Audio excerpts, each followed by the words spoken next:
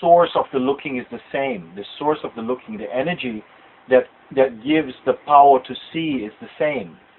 But there is not yet the learning that causes interpretation.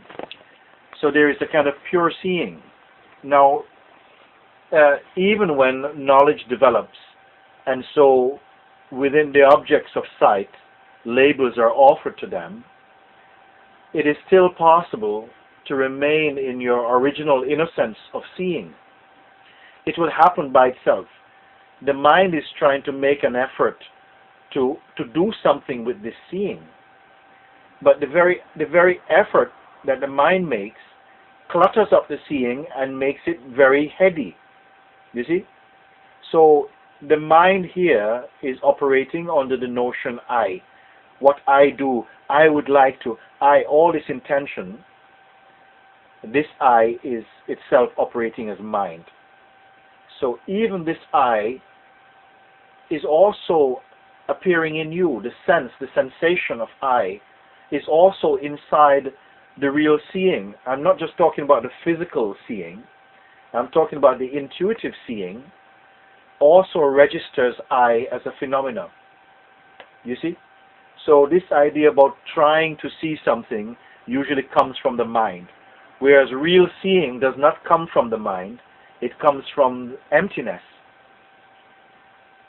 The seeing that comes with intention comes from the mind.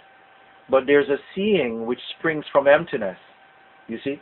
And it is empty, itself is empty. And when it looks, all the objects that appear in it is also empty. You see? So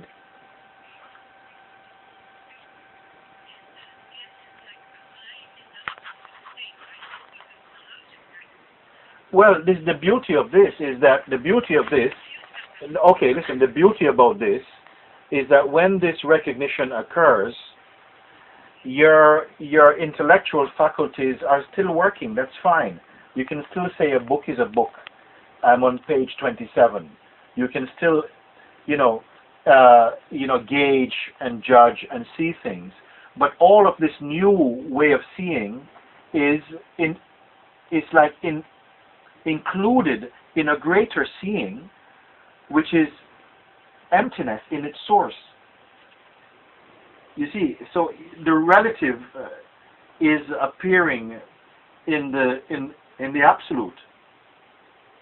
Now, you cannot just try and use your head to understand that, because what I'm pointing to is only going to be confirmed through recognition. It's already taking place. We are not constructing here. You don't need any imagination for this. Simply let the listening happen, because that's what it's doing. You're not doing the listening. The listening is also happening.